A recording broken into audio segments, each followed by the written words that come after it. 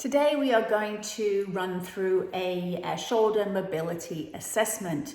So pull-ups require adequate shoulder mobility. If we don't have good mobility in our shoulders, we're not going to be able to do the movement as efficiently. So we're going to be compensating with structures that aren't meant to be doing the movement.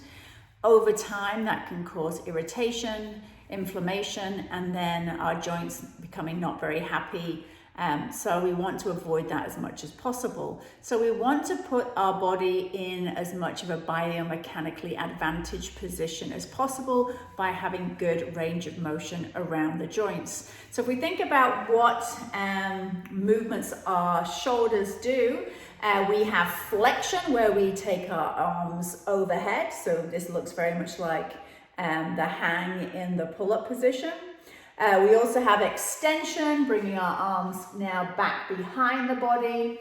We have something called external rotation, and then we have internal rotation as well.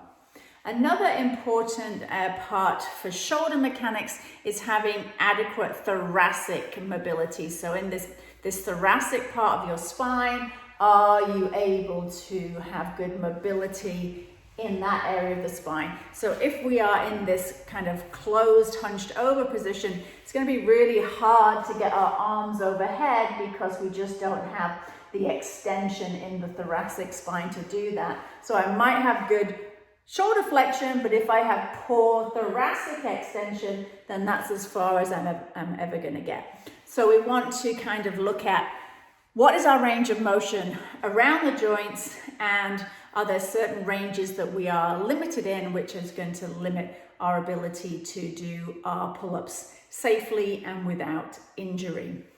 So we're going to do an assessment for shoulder flexion, shoulder extension, shoulder internal rotation, shoulder external rotation, and also thoracic mobility as well.